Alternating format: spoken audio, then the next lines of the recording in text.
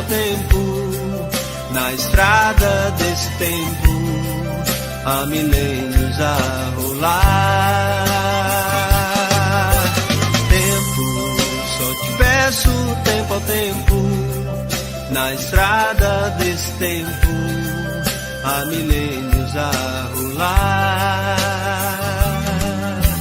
Tempo, só te peço tempo ao tempo, na estrada.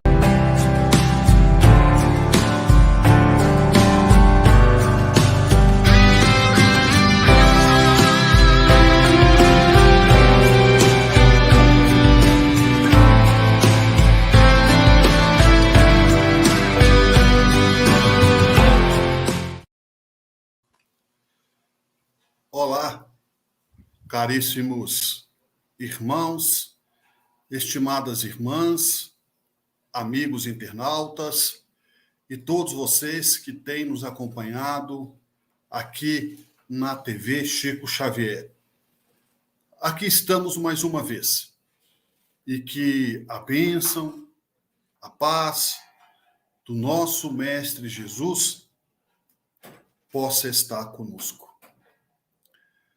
O tema proposto nesta noite, por que você é espírita?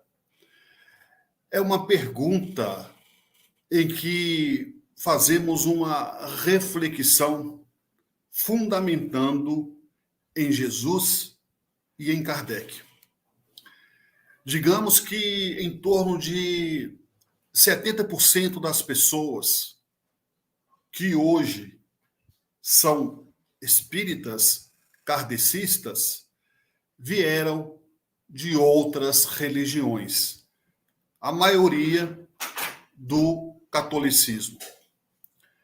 Entretanto, a maioria dessas pessoas também, que hoje são espíritas e que vieram de outras religiões, ou dos próprios espíritas, que já vieram popularmente, como se diz, no linguajar popular, de berço espírita,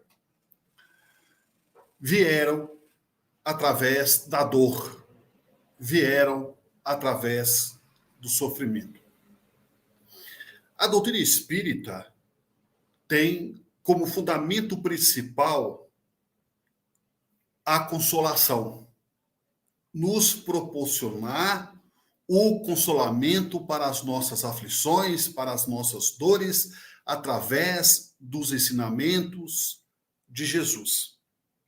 Consequentemente, através dos ensinamentos de Jesus, porém, com a pontuação dos amigos benfeitores espirituais no Evangelho de Lucas, Marcos, João e Mateus. Fazemos essa referência específica do Evangelho segundo o Espiritismo. Segundo o Evangelho Espiritismo, ou o Evangelho segundo o Espiritismo, encontraremos os 4 evangelistas, do qual recebem uma nota especial dos autores espirituais.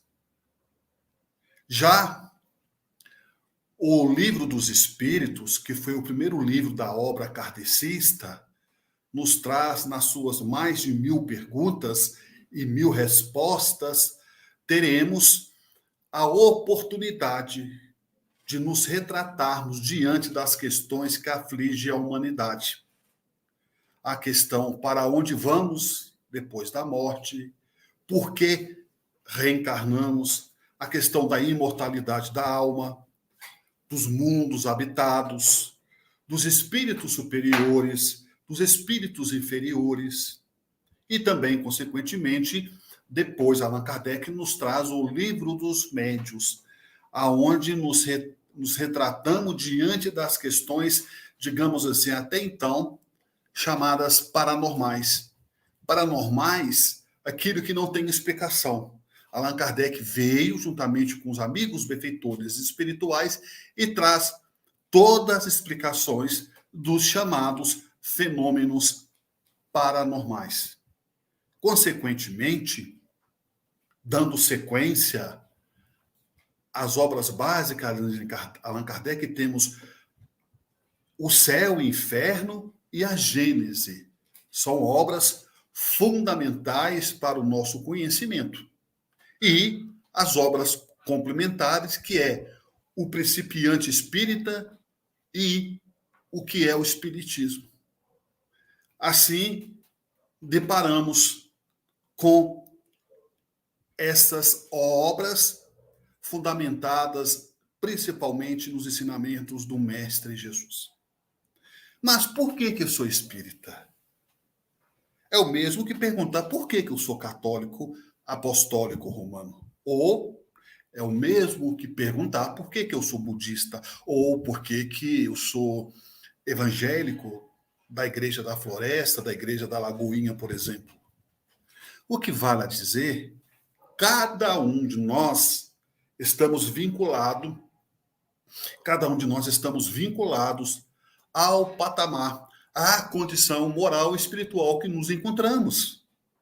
Ora, eu particularmente sou espírita, não é porque eu vim de uma família espírita, embora isso pode ter influenciado, mas a minha condição, espiritualmente, moralmente falando, não que sejamos melhores que outras religiões, mas eu encontrei no espiritismo o conforto necessário para as minhas aflições na juventude, para os meus sofrimentos na minha infância, porque na minha infância, com os meus 7, 6 anos de idade, eu tinha pavor de dormir sozinho. Sozinho, o que eu falo, porque era um quarto onde eu dividia com um irmão meu mais velho, depois que veio nascer um outro irmão meu, somos 6, 3 homens e 3 mulheres, eu tinha pavor de dormir no quarto. Eu só dormia com a minha mãe, com os meus pais,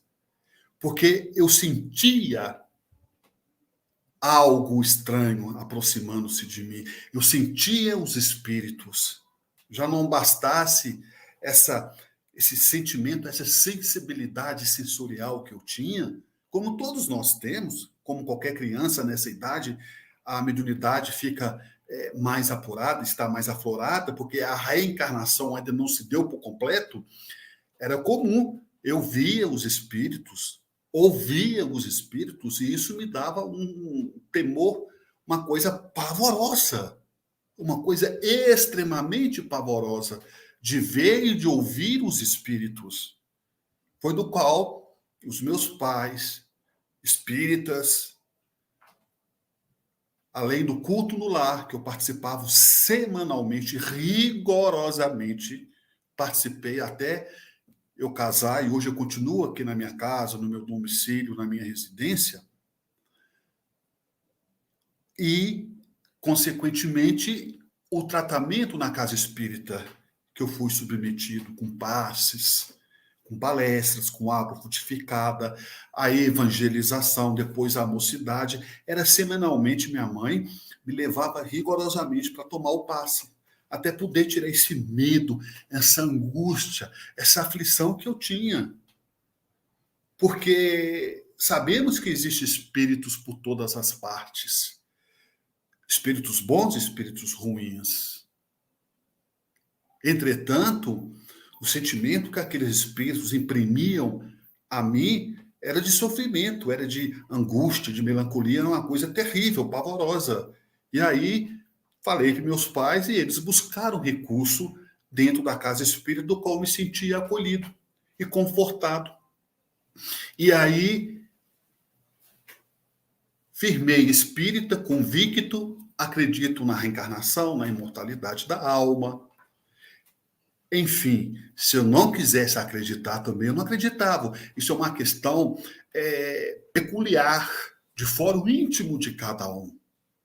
Se aquele que não quiser acreditar na reencarnação, ele não vai acreditar. Mesmo que prove, mesmo que demonstre de outras formas, até cientificamente, dentro das condições da ciência, ele não vai acreditar.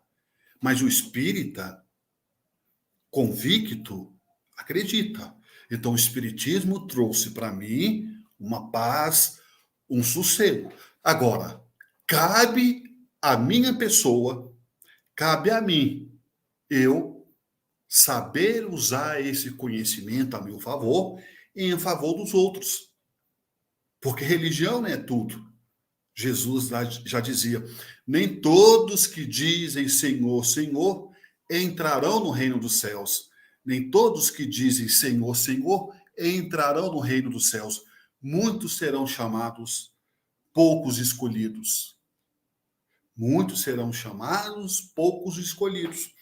Isso que vale a dizer, caríssimos irmãos, estimadas irmãs, mais vale um cético digno do que um religioso hipócrita. Mais vale um cético digno do que um religioso hipócrita. Enfim, esse é o meu resumo, meu pequeno depoimento, porque eu sou espírita. E cada um de vocês, obviamente, terá o conceito, uma colocação, por que vocês são espíritas. Não quer dizer que ser espírita é ser melhor que o outro.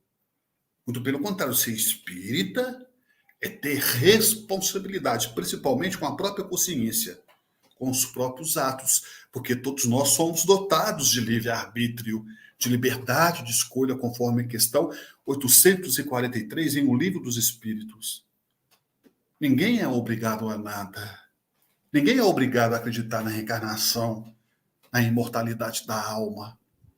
Mas digo sinceramente a todos os nossos irmãos, a todas as nossas irmãs, se eu não acreditasse que existia uma vida além da matéria, além do túmulo, que a vida continua, se eu não acreditasse, eu não seria espírita. Ora, se não existisse vida, no meu entendimento, se não existisse vida após a morte, eu não seria espírita.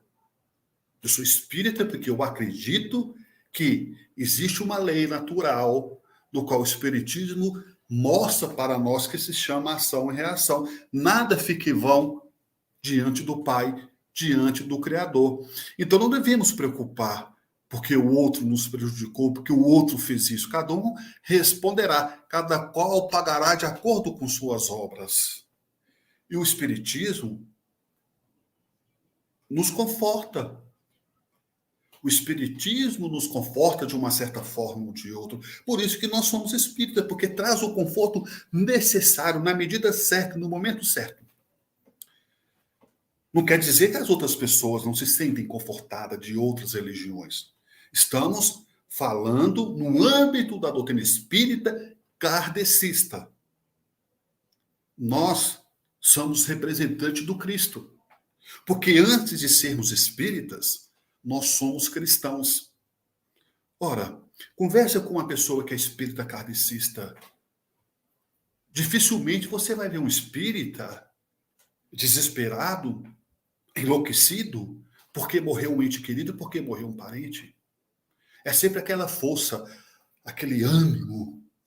É porque chegou o momento dele, é porque estava na hora dela, mas Deus irá de me dar força, eu vou superar, sempre trazendo no meio daquele sofrimento, daquele coração abatido, daquele coração sofrido a perda de um ente querido, sabemos que é uma perda temporária, digamos assim, aquela pessoa está conservando a vontade de continuar a viver, de continuar tocando o curso das coisas que aquele ente querido, seja um filho, um pai, uma mãe, um marido, uma esposa, deixou.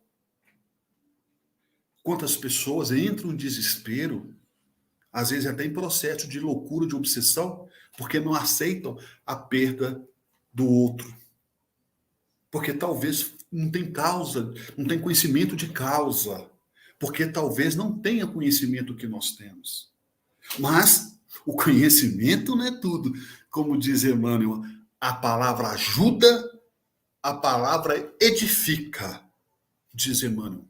A palavra ajuda, mas a palavra edifica. Mas é só o exemplo arrasta.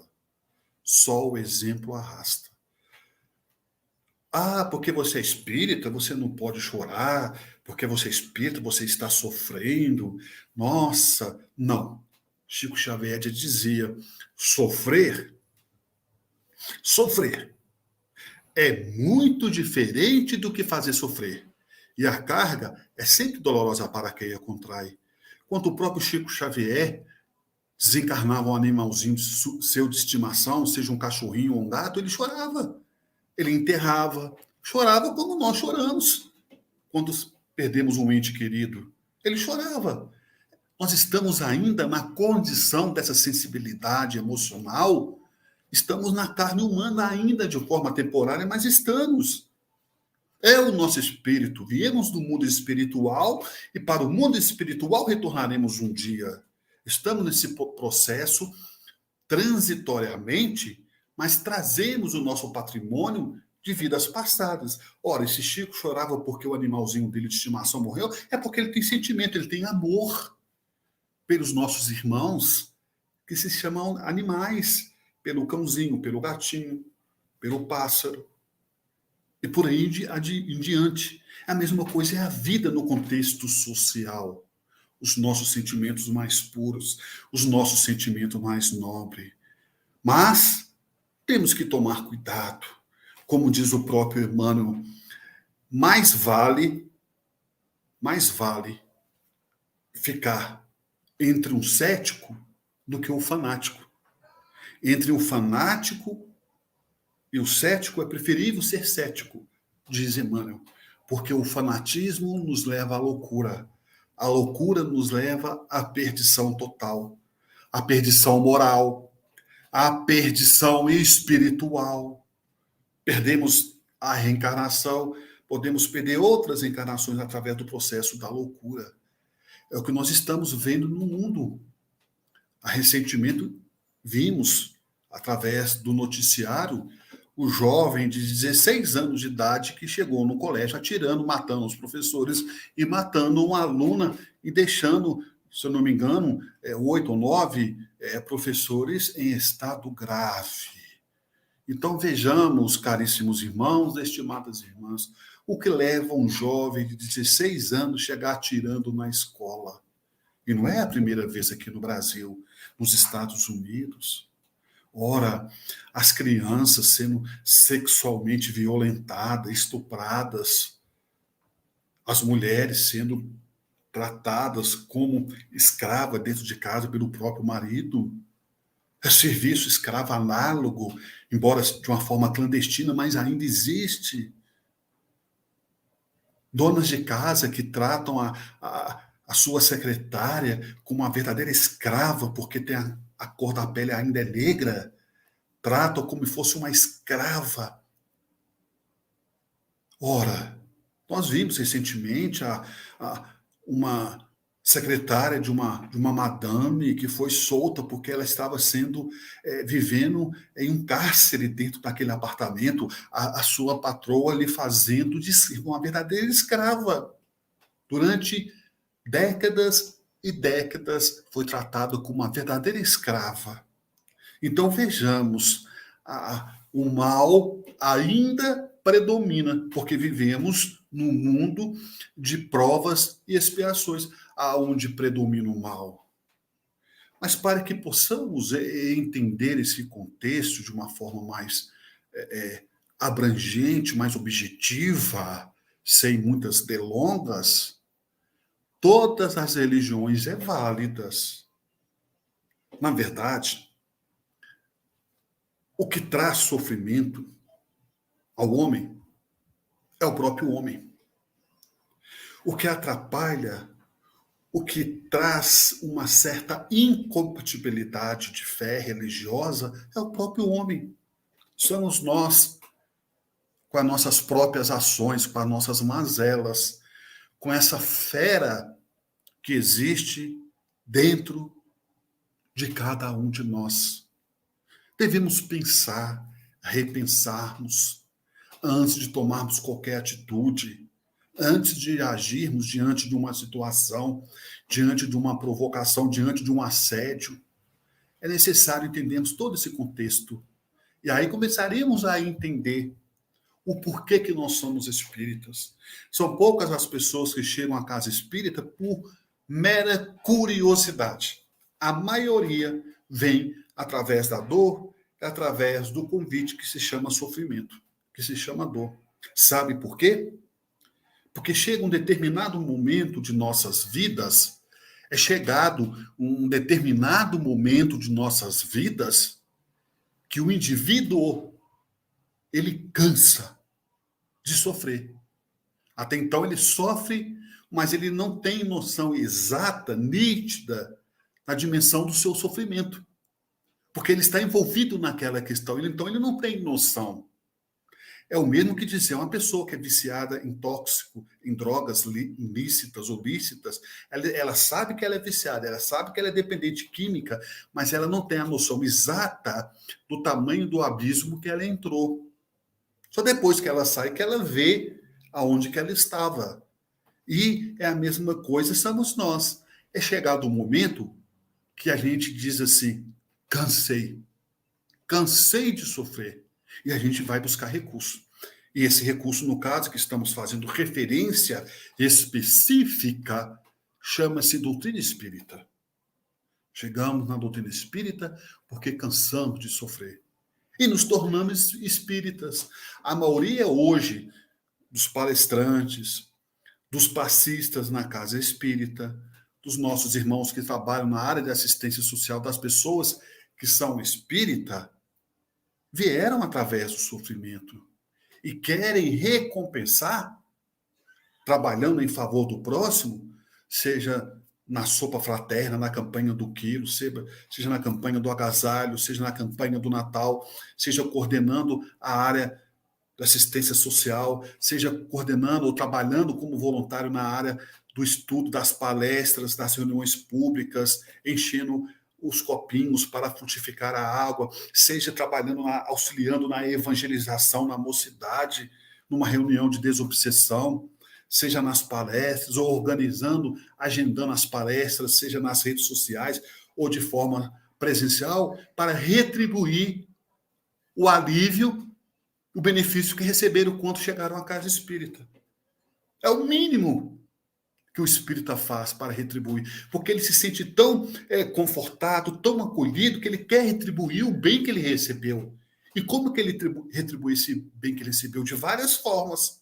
Entre elas, trabalhando na casa espírita, fazendo para os outros aquilo que fizeram com ele lá atrás, quando ele chegou abatido, cansado de sofrer, fatigado, desanimado, depressivo, pensando em suicídio. Tudo isso e muito mais são condição da alma, são condição do espírito quando chega na casa espírita e é acolhido.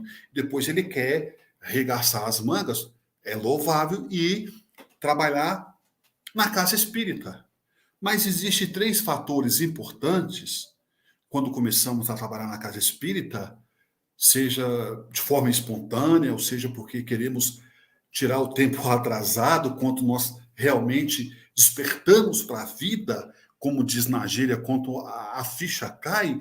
Existem 3 fatores importantes quando a pessoa começa a trabalhar na casa espírita. Quando ela começa a ser voluntário em uma instituição filantrópica ou numa ONG, não precisa ser especificamente num centro espírita kardecista, quando ela realmente está atuando num trabalho social, um trabalho de voluntário, seja na casa espírita ou não. Existem 3 fatores fundamentais que podemos dizer e ficarmos atentos a esses fatores para não viemos a cair em tentações. O primeiro é a fase da empolgação. Quando nós conhecemos a doutrina espírita, passamos na fase do sofrimento, sentimos acolhido na casa espírita, começamos a estudar, começamos a pegar livro emprestado, a comprar, a assistir às palestras de forma presencial, a assistir às palestras de forma virtual, e aí nós começamos a nos empolgarmos com a doutrina espírita. Quando nós entendemos e compreendemos que existe uma outra vida além dessa, quando nós compreendemos, entendemos, aceitamos que podemos encontrar com os nossos familiares quando chegarmos no mundo espiritual, que nós vamos reencarnar em uma outra família ou na mesma família, enfim, E aí começa aquela fase gostosa, aquela fase no qual nos empolgamos e queremos ler tudo, queremos participar de tudo, queremos ajudar todo mundo. É uma fase extremamente louvável, aonde a empolgação está nos dominando, estamos empolgados, deslumbrados com a doutrina espírita, né? Fazendo novas amizades, recebendo novos conselhos, enfim, começando a realizar o culto no lar, vivenciando a paz de casa que antes era o sofrimento e agora é paz, e assim por diante. A gente a ter um momento extremamente profundo, do qual vivemos felizes, do qual nos encontramos. A depressão diminui ou vai embora, aquele estado de desânimo, de melancolia, de falta de fé passa, a gente começa a ser uma nova pessoa. E essa fase de empolgação, ela acontece com todos nós. Entretanto, essa fase de empolgação que todos nós passamos quando conhecemos a doutrina espírita, seja mais adiante como um trabalhador na casa espírita ou não, essa fase passa. Ela vai passar. Essa fase de empolgação passa. Como qualquer fase de empolgação em nossas vidas passa. Não é verdade? É a mesma coisa o emprego novo. Nos primeiros dias nós estamos empolgados, chegar no horário certinho, tudo empolgado. Depois, com o tempo, a gente pode criar aquele vício, né? Eu já sou velho de casa, eu posso chegar um pouquinho atrasado, eu vou pedir aumento para o meu chefe, vou pedir para folgar amanhã, eu já tenho 20 anos que eu trabalho aqui, já tenho 30 anos, eu sou parte do patrimônio da empresa, já sou da família do chefe, enfim, é mais ou menos por aí. Mas essa fase de empolgação, quando nós conhecemos a doutrina espírita, ela vai passar. A durabilidade vai de acordo com cada um de nós. Tem pessoas que duram meses, semanas, anos. Então, essa fase de empolgação, ela passa. Aí nós vivemos, né, na realidade da vida e aquilo que nós estamos vivenciando através dos nossos valores morais e através dos nossos valores espirituais. E aí vem uma segunda fase. Ela é um pouco delicada. Passando a fase da empolgação, vem a fase do conflito. É a fase do conflito. A pessoa começa a se perguntar até que ponto eu devo renunciar a isso para me conseguir me manter espírita ou conseguir dizer que eu sou espírita para mim mesmo. Até que ponto isso é certo, até que ponto isso é errado. Mesmo que eu tenha conhecimento de causa, mas eu tenho livre-arbítrio. Eu sei que eu vou pagar pelos meus erros, mas isso está me incomodando. Mas, ao mesmo tempo, está indo de encontro aquilo que eu estou aprendendo dentro da doutrina. Eu faço? Eu não faço. Aí começa aquele conflito. Ah, fulano fez isso comigo. Eu não perdoo o que ele fez. O que ele fez não tem perdão. Mas o evangelho me ensina que eu tenho que perdoar. Mas eu não quero perdoar. Aí começa aquele conflito. Será que o ideal seria eu afastar do centro espírita para não ter que olhar mais para a cara daquela pessoa que fez aquilo comigo?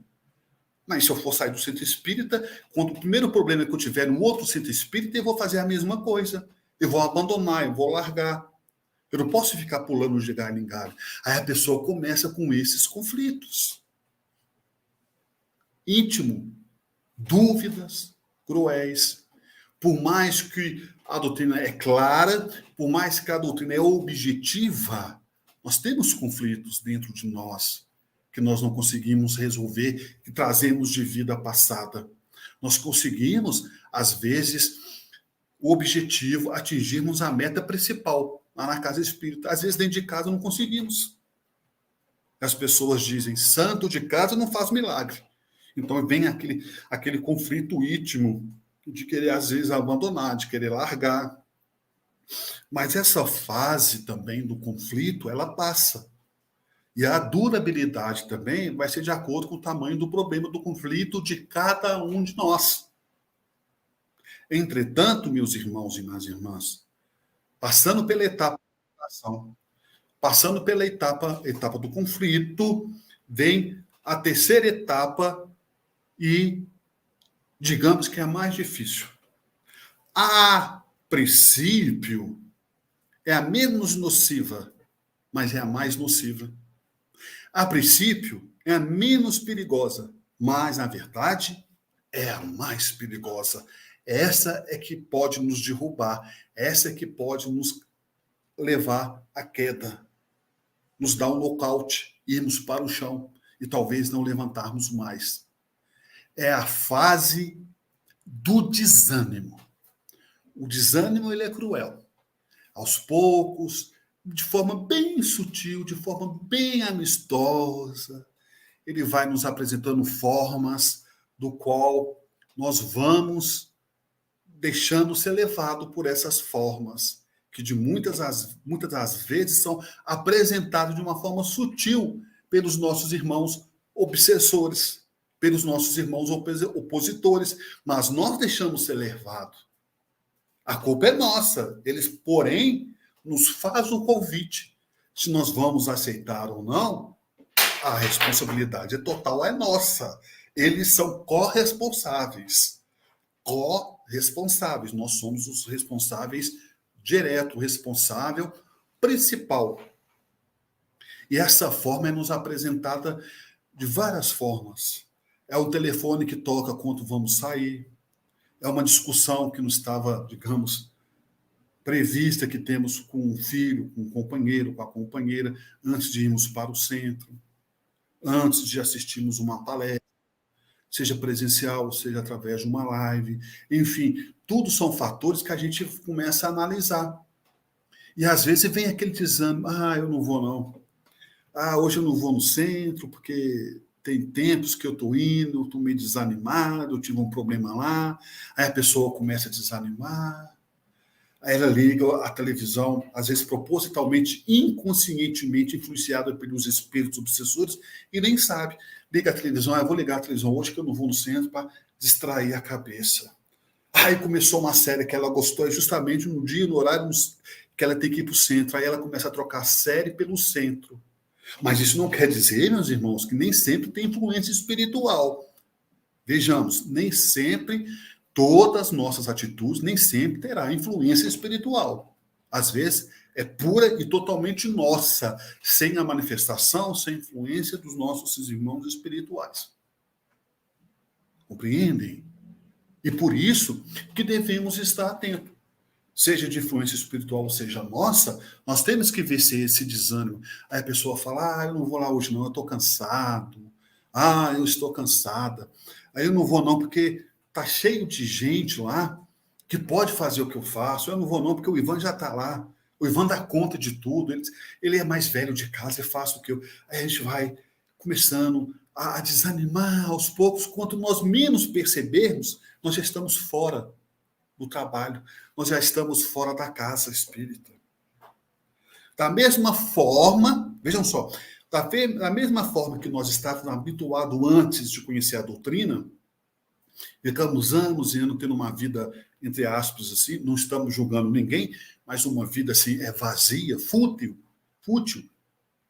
Aí nós conhecemos a doutrina espírita, nós habituamos a frequentar a casa espírita, nós habituamos a ler as obras, a ler um livro, nós habituamos a fazer o culto no lar, nós habituamos, aprendemos a rezar, seja uma vez por semana, seja de forma diária, seja na hora do aperto. Nós começamos a criar hábitos, né? Rotinas dentro da doutrina espírita, dentro de nossas vidas. Mudamos o nosso vocabulário, começamos a substituir as palavras, apresentando palavras de bom ânimo, de fé, de compreensão, de respeito, de tolerância, de indulgência para as faltas alheias, de perdão das ofensas. Nós habituamos. Da mesma forma que nós habituamos estar ajudando o outro, seja na casa espírita, seja na palestra, seja na sopa fraterna, seja na reunião mediúnica, da mesma forma que nós habituamos, nós podemos habituar também a ficarmos de braços cruzados. Tudo é uma questão de hábito, de costume. Aí que mora o perigo. É a mesma coisa dizer aos nossos irmãos, da mesma forma que tem pessoas que criou o hábito de acordar cedo para ir trabalhar, tem pessoas que criou o hábito de acordar à tarde e não gostar de trabalhar, porque criaram esse hábito. Alimentam e vivem desse hábito também, de umas das certas formas. A mesma coisa somos nós. Aí que mora o perigo. Quando o desânimo vem, nós temos que combater o mais rápido possível, porque o desânimo é cruel. Ele nos puxa, ele nos traga. É uma força extremamente delicada que não percebemos. Ele pode nos colocar em cima de uma cama. Começa assim. Nós começamos a abandonar a casa espírita, a já não mais fazer o culto no lar, a não se interessar mais pelas palestras, a não se interessar mais de ler os livros, a não se interessar mais disso, a não se interessar mais daquilo. Quando percebemos, já estamos totalmente desanimados e, o pior, descrente.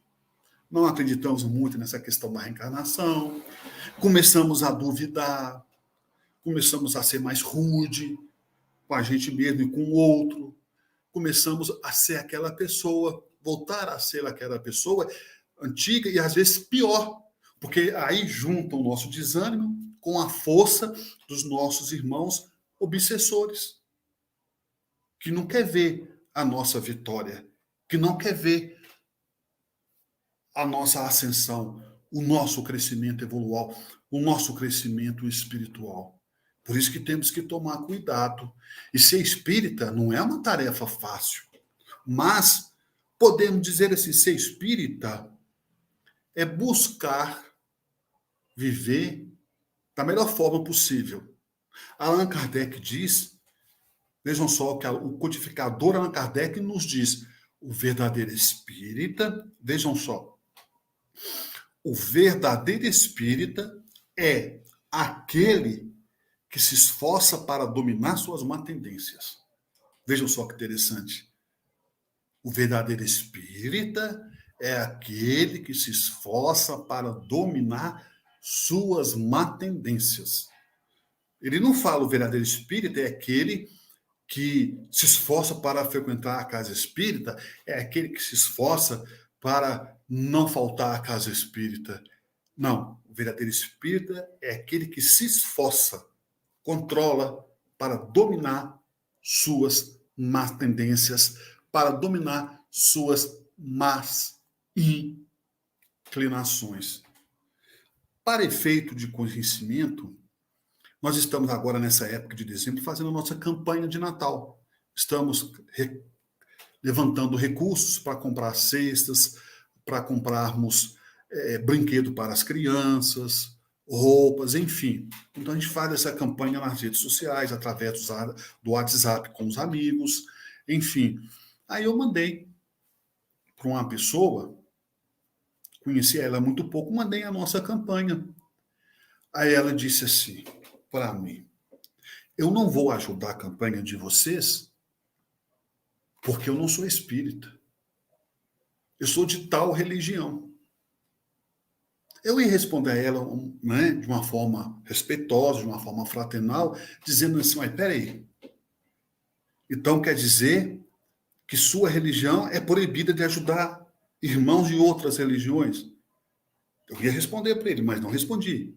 Eu ia perguntar para ele, ora, quando Jesus curava, quantas pessoas procuravam Jesus, ele não perguntava qual a sua religião. Você é evangélico, você é católico, você é ateu, você é judeu? Ele não perguntava, ele curava. Ele não perguntava, isso para ele não interessava para Jesus saber qual religião era a pessoa. Ele ajudava. Então esse cidadão falou que não ia ajudar porque ele era de tal religião. E aí eu ia perguntar para ele, espera aí, é proibido ajudar o próximo de outra religião? Então que religião a sua prega o quê? O egoísmo que você se ajuda só entre si? Eu pensei, mas eu não falei, eu não vou entrar nesse mérito. Não temos que perder tempo tentando provar para o outro que eu estou certo, que ele está errado, que ele está certo e eu estou errado. Não. Eu agradeci a ele, agradeci pelo atendimento que ele me recebeu, agradeci a ele, deixei registrado meus votos de gratidão pela atenção que ele teve de me atender e segui encaminhando minha campanha nas redes sociais também e através do nosso WhatsApp em contato com as pessoas. Pois bem, e aí, qual o exemplo que eu tirei, meus irmãos e minhas irmãs? Eu sou espírita, mas quanto o católico bater na minha porta, quanto o evangélico bater na minha porta, quanto o mórmon bater na minha porta, quanto o budista bater na minha porta, quanto o ateu bater na minha porta, quanto o drogado bater na minha porta, quanto o alcoólico bater na minha porta pedindo uma ajuda, eu não devo perguntar. Mas espera aí.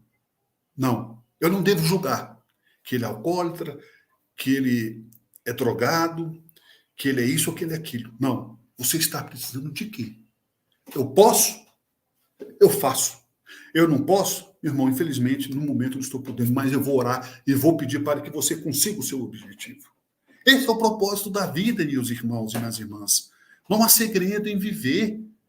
Há várias formas de ajudarmos as pessoas sem ferir, sem magoar. Não estou aqui criticando o nosso irmão. Eu não sei se talvez eu fosse da religião dele, eu faria a mesma coisa, teria o mesmo posicionamento.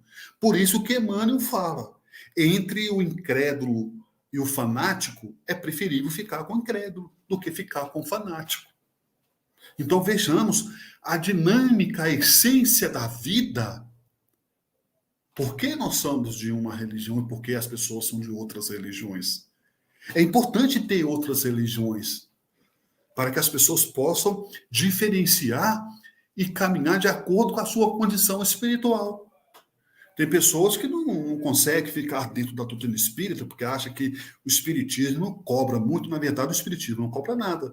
O que cobra é a consciência, porque quando nós conhecemos a doutrina espírita, nós adquirimos conhecimento. E o conhecimento nos cobra através da nossa consciência. Está no livro dos Espíritos que a lei de Deus está escrita na consciência de cada um de nós.